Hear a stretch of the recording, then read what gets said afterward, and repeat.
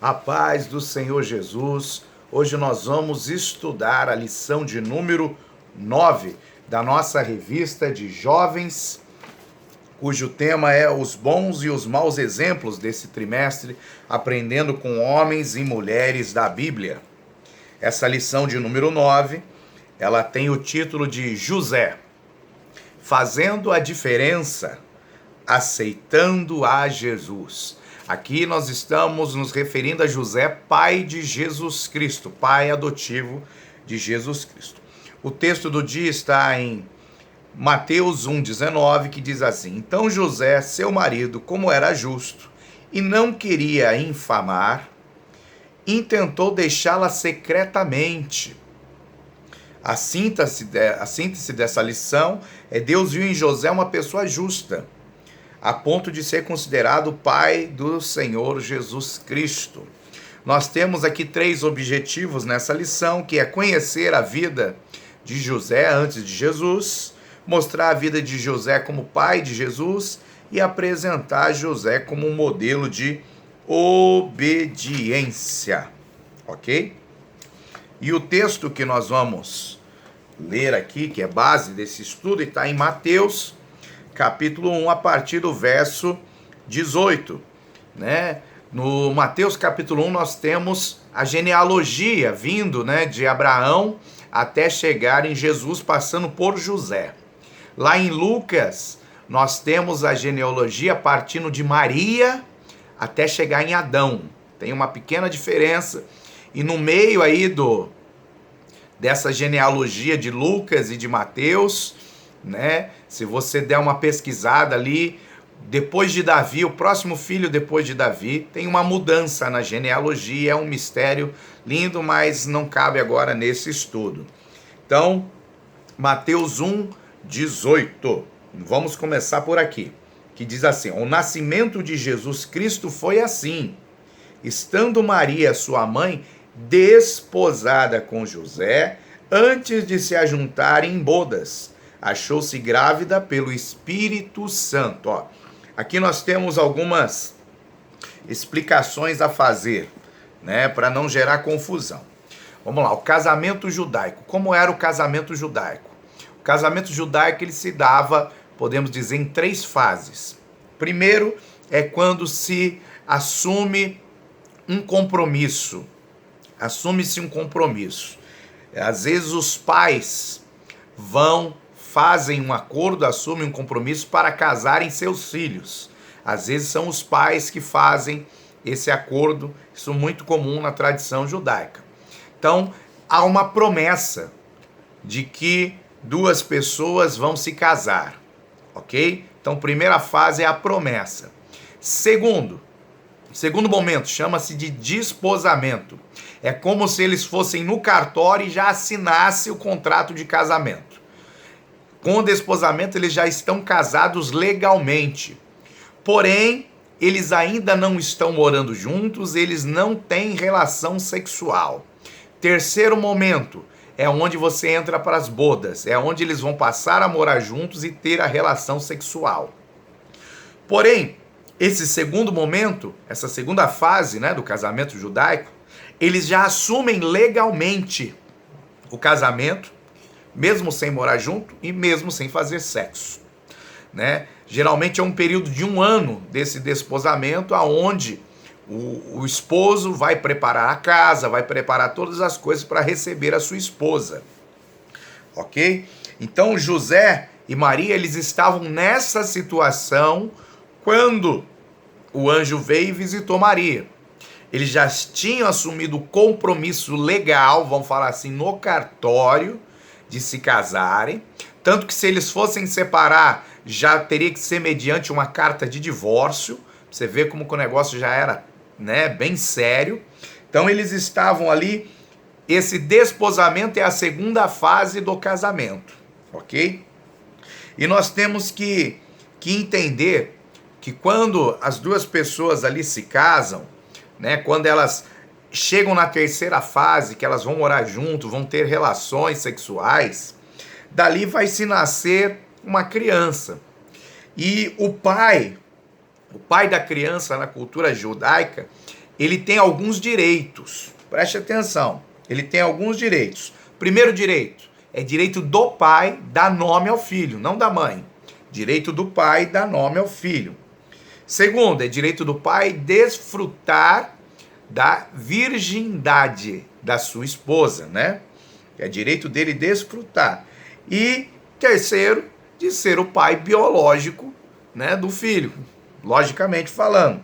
José, ele perdeu esses 3 direitos. Olha, preste atenção, hein? Perdeu esses 3 direitos, ele já estava desposado, ele já estava ali com o contrato de casamento assinado, legalmente ele tinha direito de ser o pai biológico, de dar nome para a criança e de desfrutar da virgindade de Maria, sua esposa. Porém, não foi assim que aconteceu. Preste atenção, não foi assim.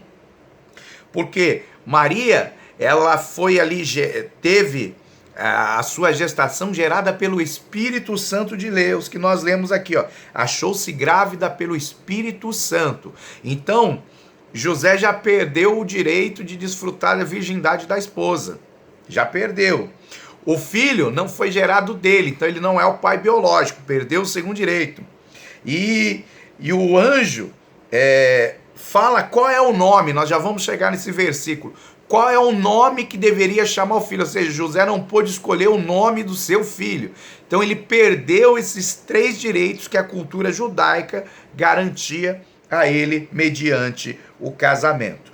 Porém, ele recebeu um outro direito. Um direito divino. Qual é esse direito? De cuidar do Filho de Deus. Olha que coisa maravilhosa. De poder receber o Filho de Deus na sua casa, de cuidar dele, de ensinar o Filho de Deus os mandamentos de Deus. Olha que responsabilidade José recebeu da parte de Deus. E nós precisamos entender que quando nós geramos um filho, mediante um casamento no padrão de Deus, nos princípios de Deus, né? Nós temos uma responsabilidade grande, que além de desfrutar da virgindade, de dar nome, ser o pai biológico, nós vamos cuidar de algo que não nos pertence, que pertence a Deus, a criança, o filho. A Bíblia fala que, né, os nossos filhos são uma recompensa de Deus, mas elas não pertencem a nós, elas pertencem a Deus. E assim como José cuidou de Jesus, do Filho de Deus, nós temos que cuidar dos nossos filhos, que são filhos de Deus. E nós temos que ensinar os nossos filhos que eles são filhos de Deus, a eles guardarem os mandamentos de Deus e aprender a se relacionarem com o Pai verdadeiro, com o Pai Deus. Olha que coisa linda. Mateus 1,19. E como José, seu esposo de Maria, era justo, presta atenção aqui, Deus está chamando José de justo. Lembra da história de Jó? Que Jó era íntegro, justo, temente a Deus, desviava-se do mal. Deus deu testemunho de Jó. Aqui nós estamos vendo mais um testemunho. Deus está falando, ó, José, ele era justo. E por ele ser justo, as atitudes dele vão colaborar com essa característica que ele tinha. Por ele ser justo, as atitudes tinham que ser atos de justiça. Então, ó, José já estava casado legalmente com Maria. E olha que interessante, ó. Ele não queria desonrá-la publicamente e intentou repudiá-la em segredo. Em outra tradução, tentou deixá-la em segredo. Por quê? Porque de acordo com a cultura judaica, Maria aparecer grávida, sem os dois terem relação sexual, ela podia ser apedrejada, devolvida aos seus pais. Na época do casamento, quando se tinha a formalização, o segundo passo, o noivo pagava um dote para os pais da noiva, né? Um presente para os pais da noiva, e caso ele desse carta de divórcio, devolvesse a noiva para os seus pais, os pais teriam que devolver o dote, devolver o dinheiro, o presente que eles receberam. Então, ele, para não expor Maria, para não expor, porque ela já se achava grávida ali pelo Espírito Santo e José nem tinha tocado nela, para não expor ela à humilhação, ao ridículo, porque ele era justo, ele intentou deixá-la secretamente. Só que deixar a mulher sem dar a carta de divórcio chama-se repúdio na Bíblia. E a Bíblia fala que o repúdio é a abominação a Deus. Então, hoje, nos nossos dias, quando o homem se separa da mulher sem dar carta de divórcio, ou a mulher se separa, quando os dois se separam, começam a viver uma vida separados, mas sem se divorciarem, isso chama repúdio. Deus abomina, Deus odeia o repúdio. Você vai ver lá em Deuteronômio 24:1, Deus falando isso. Você vai ver em Malaquias, capítulo 2, verso 14, Deus deixando bem claro que ele odeia o repúdio. O divórcio ele deu por causa da dureza do coração do homem, porém o repúdio ele odeia. Deus não gosta de situações mal resolvidas. Não, ou é 8 ou é 80, ou é sim sim ou é não não, diz a palavra. Então se os dois se separaram, eles têm que regularizar isso. Eles precisam da carta de divórcio, se separar legalmente. Porém, José não quis expor Maria à humilhação, até mesmo a um ato de repreensão que ela poderia receber, trazendo prejuízo sobre a sua vida. José não quis expor ela a isso e ele intentou deixá-la, mas a forma que ele ia fazer para preservar Maria, que era o repúdio, isso é abominável a Deus, e Deus não aceita isso. Mas José ele foi chamado a atenção para não fazer isso, ele só intentou no seu coração. E olha o que acontece em Mateus 1:20. Enquanto ele projetava isso na sua mente, vou fazer, vou deixá-la, eis que um anjo do Senhor lhe apareceu em sonho, dizendo: José, filho de Davi, não temas receber a Maria como tua mulher, pois o que nela foi gerado é obra do Espírito Santo. Quando José ele volta atrás desse intento de repudiar Maria, ele passa a ser honrado por Deus. Deus envia um anjo para falar com José. Deus envia um anjo para dar uma direção para José. E muitas vezes nós erramos nas decisões na nossa vida porque nós não temos uma direção de Deus. Às vezes nós não ouvimos Deus falar, nós não vemos os anjos que Deus dispensa para ministrar em nosso favor por nós. Os anjos ministros são espíritos ministradores que trabalham em prol daqueles que hão de herdar a salvação. Nós não temos essa percepção espiritual, mas Deus mandou um anjo em sonhos falar com José. Fala: José, não temas, não foge, José. Fica firme do lado de Maria, porque o que foi gerado nela foi gerado pelo Espírito Santo de Deus. É algo divino, milagroso. E muitos têm costume de fugir da obra do Espírito Santo. Muitos querem fazer a sua própria obra. Querem fazer aquilo que acham que está certo, mas querem fugir da obra do Espírito Santo. Em Êxodo capítulo 19, Deus fala para o povo, se preparem, jejuem, se consagrem 3 dias que vocês vão subir um monte e eu vou falar boca a boca com vocês, com todo o povo que saiu do Egito, cerca de 3 milhões de pessoas. Aí começou a vir raios, trovões, fogo, aquela coisa toda, e o povo ficou com medo e falou: não, Moisés, sobe você, nós não queremos subir não. Ou seja, quando é a obra do Espírito Santo, a tendência do povo é falar não. Por quê? Porque não compreende, porque não entende, não consegue se mover nos dons do Espírito Santo, não entende o que está no coração de Deus, a forma de Deus falar e se manifestar. A tendência é fugir, é abrir mão do compromisso. Então, Deus manda e fala para ele: não tenha medo. Não tenha medo do que está acontecendo, porque é o Espírito Santo que está no controle e na direção de todas as coisas. essa obediência a José, essa obediência de José a Deus, vai trazer resultados. Lembra que eu falei que ele perdeu alguns direitos de ser o pai biológico, de desfrutar da virgindade da sua esposa e de dar o nome para a criança? E ele vai receber privilégios que nenhum outro homem teve na face da terra. E olha que interessante, ó. Mateus 1:21, ele fala assim: e ela dará à luz a um filho. O anjo já profetizando, vai ser um menino.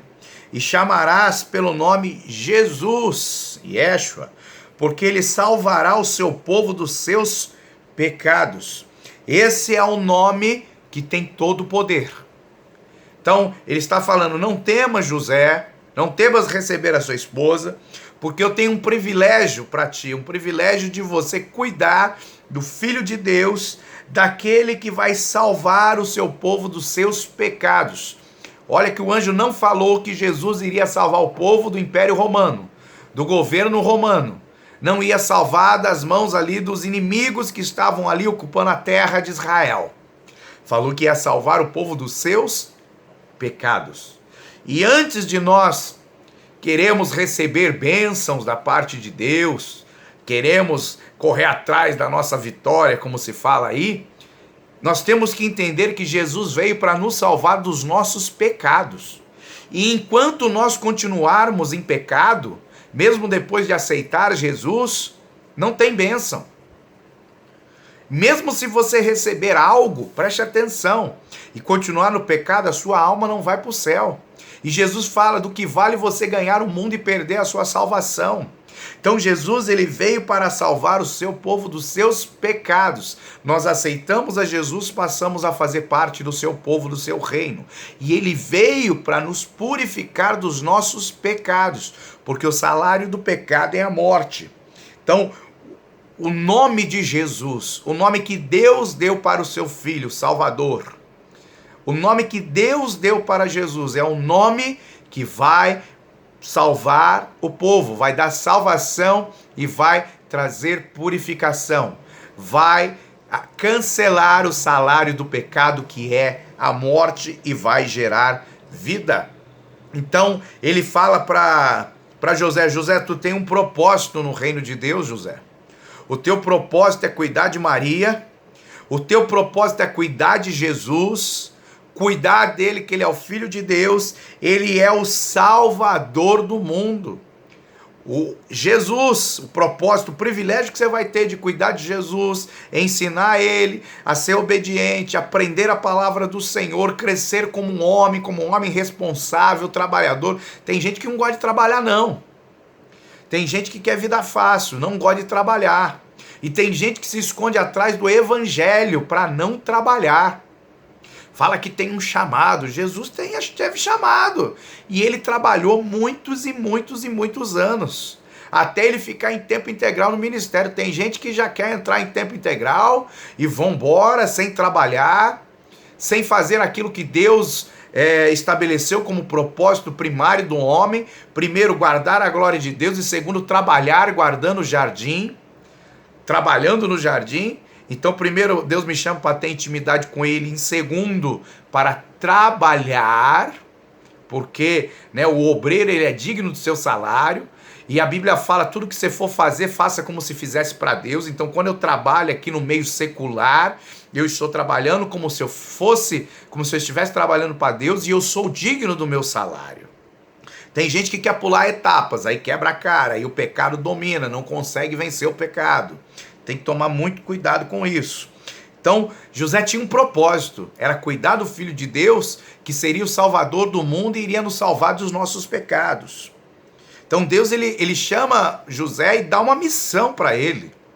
Ele dá uma missão. Todos os pais têm uma missão aqui na terra, de ensinar os seus filhos a andar no caminho do Senhor, de ensinar seus filhos a ouvirem a voz de Deus, de levarem seus filhos ao encontro com Jesus para serem salvos de seus pecados. E Mateus 1:22 ele fala assim: tudo isso aconteceu para que se cumprisse o que foi dito pelo Senhor por meio do profeta, quando disse. Olha que interessante, né? Várias profecias bíblicas sobre o nascimento de Jesus, sobre o Salvador. Se nós voltarmos lá para Gênesis 3,15, nós vamos ver que a semente da mulher iria pisar a cabeça da serpente. E Deus, ele usou aqui a obediência de um homem justo para que as profecias bíblicas fossem cumpridas. Ele fala, ó, tu vai descer para o Egito. Aí ele pega Jesus e Maria e desce para o Egito. Você vai voltar para sua terra, para Jerusalém. Ele volta para Israel. Ó, agora vocês vão morar na Galileia. Eles vão morar na Galileia. Ó, o nome da criança é Jesus. Ele vai lá e bota o nome de Jesus. Então um homem justo, ele tem uma tendência a ouvir a voz de Deus e a obedecer a voz de Deus. E quando ele ouve, quando ele obedece, ele vai dando cumprimento a profecias bíblicas. Então, para que você possa cumprir profecias, você possa ser a realização de uma profecia bíblica, você precisa ser justo. Você tem que ter um testemunho diante de Deus. Não é Deus olhar para você e falar, isso aí, ó, falha toda hora. Isso aí se desvia, isso aí gospe na cara de Cristo, nega o sacrifício que Jesus fez. Esse aí não tem compromisso com a minha obra. Qualquer coisinha ele desvia. Não, ele é justo, ele anda em retidão, ele não se desvia nem para a esquerda nem para a direita. Ele anda em retidão na minha presença. E aqueles que são justos, Deus dá o privilégio de cuidar daquilo que é precioso para Deus. A Bíblia fala, se foste fiéis no pouco, no muito colocarei. Então, ele foi fiel no pouco, sendo justo, com uma vida justa, com atos de justiça na presença do Senhor, e Deus confiou a ele cuidar do Filho de Deus. E tem pessoas aí que estão sofrendo na vida, mesmo que sejam homens, mulheres de Deus, profetas, profetisas, estão sofrendo sem dinheiro, passando necessidades, apertos, porque não entendem que precisam ser justos. Ser justo é ser fiel no pouco. Vou repetir, ser justo é ser fiel no pouco. Quando você é justo, você é fiel no pouco. Aí Deus vai começar a colocar riquezas, tesouros, coisas preciosas na sua mão. Sabe por que o negócio está ruim, está sempre no aperto? Porque você não entendeu que ser fiel no pouco é ser justo diante de Deus. Olha que coisa maravilhosa. Ó, Mateus 1:23. Eis que uma virgem conceberá e dará à luz um filho. Ó, a profecia se cumprindo de Isaías 7,14. E chamarão o seu nome Emanuel, que significa, que traduzido quer dizer Deus conosco. Olha que interessante, lá em Gênesis 3,15 fala que a semente da mulher vai pisar a cabeça da serpente. Não é a semente do homem.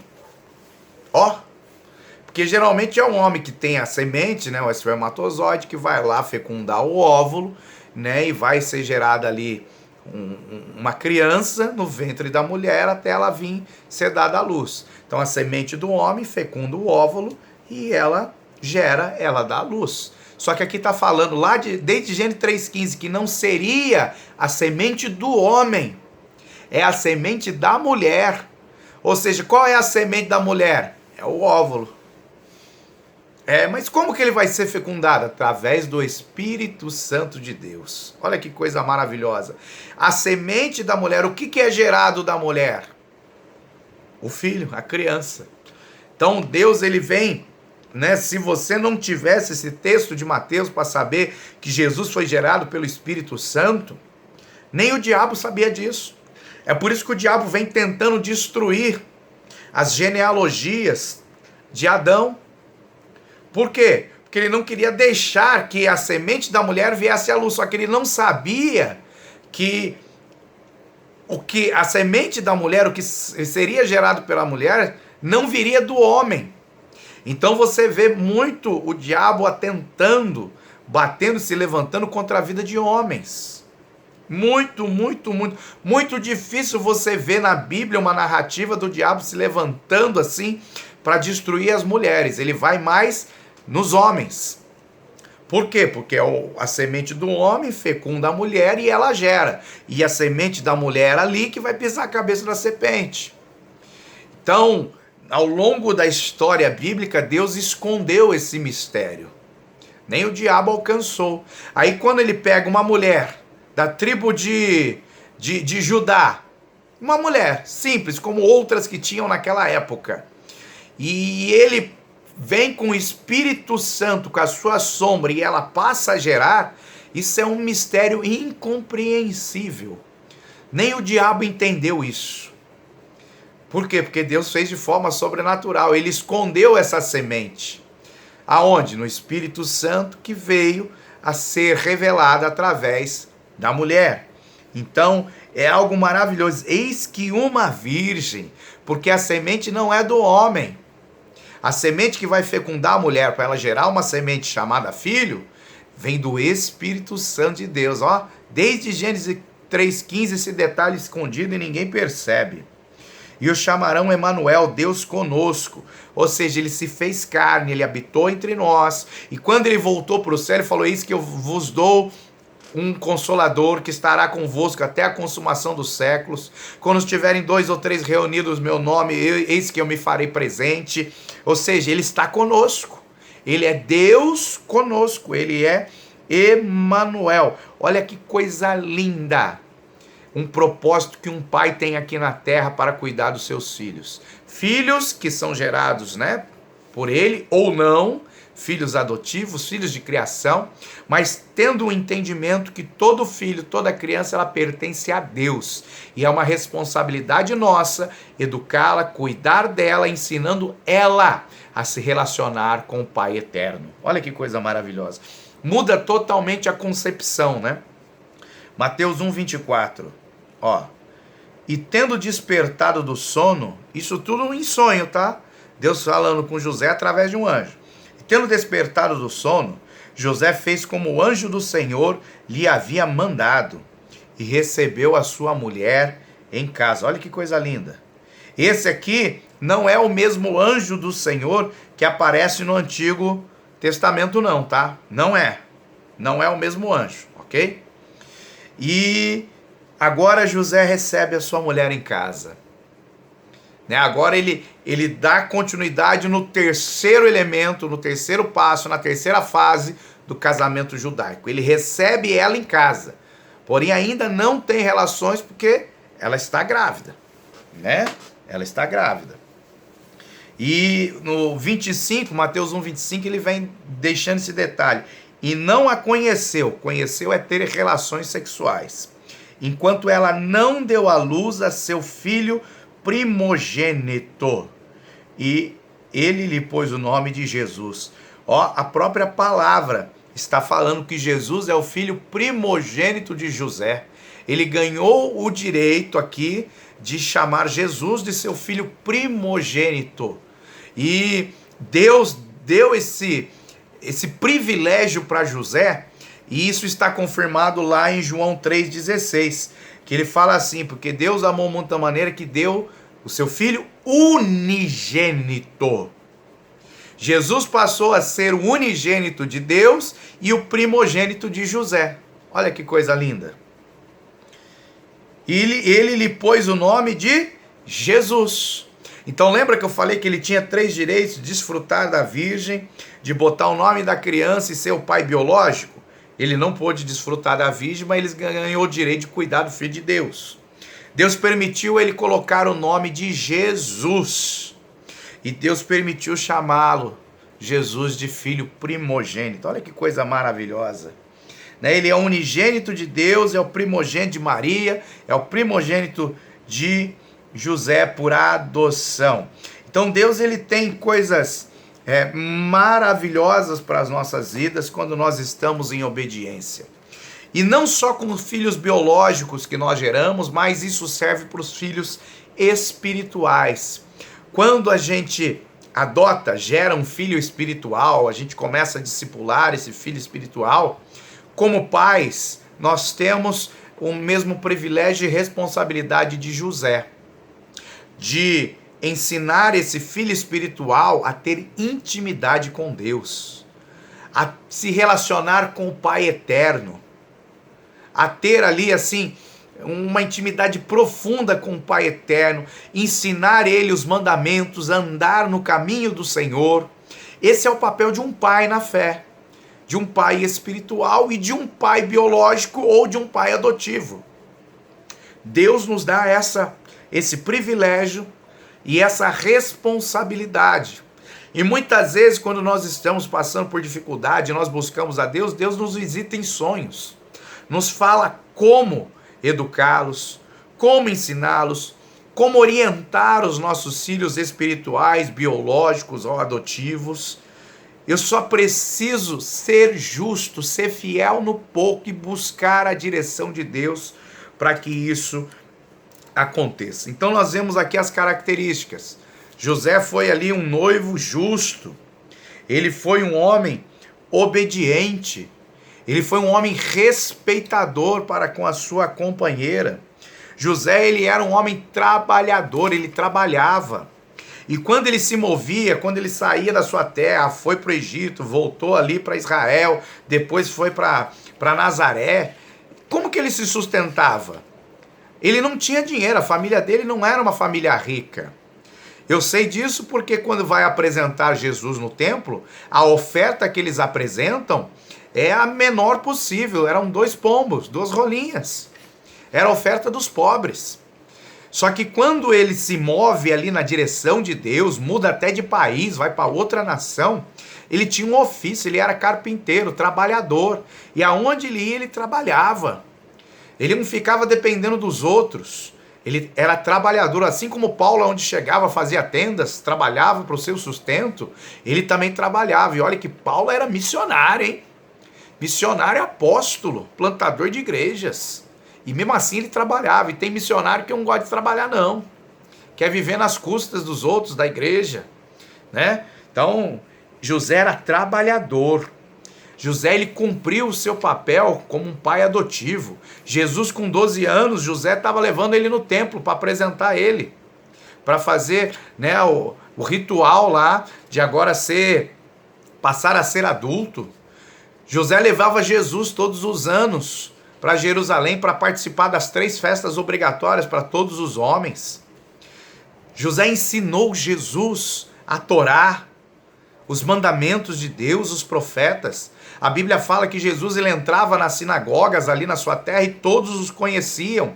Por quê? Porque os seus pais o levavam para a igreja.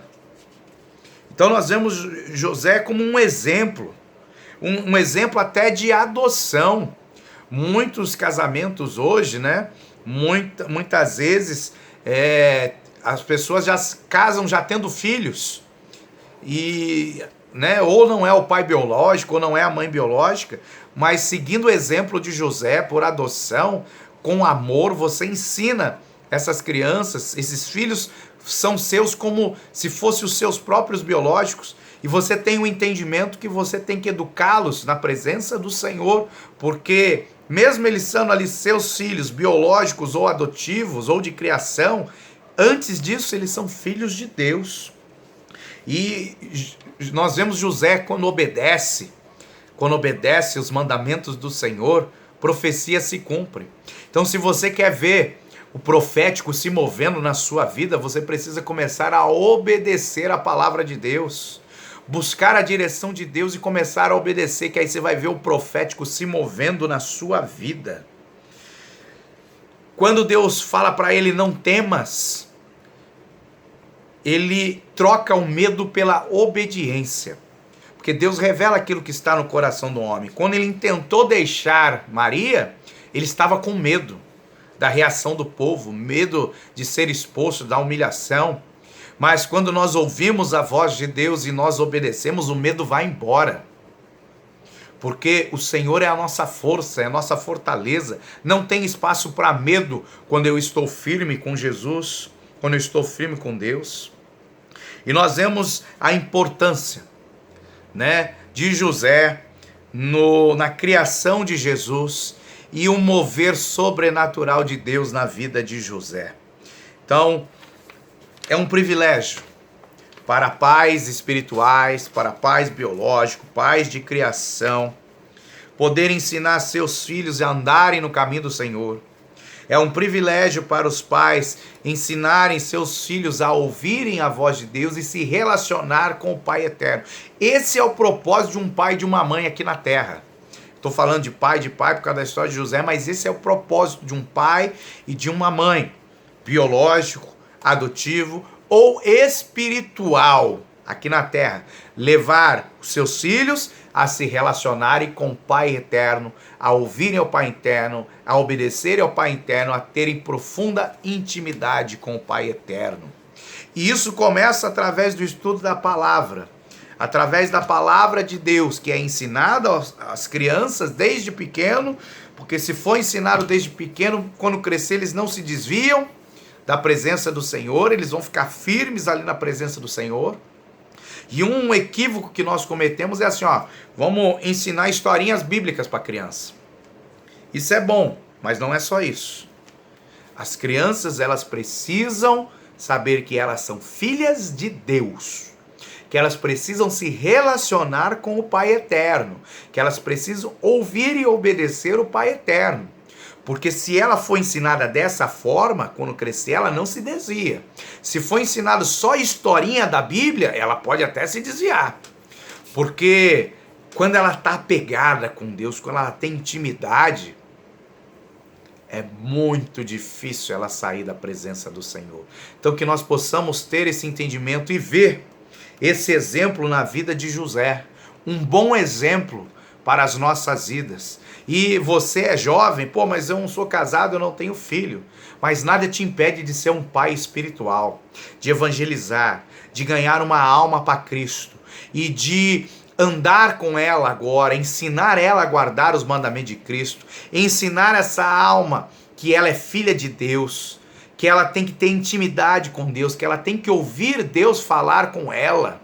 Mesmo você sendo jovem, você pode ser um pai, uma mãe espiritual. E esse é o desafio que eu deixo para a sua vida. Então que Deus nos abençoe e até a próxima lição em nome de Jesus.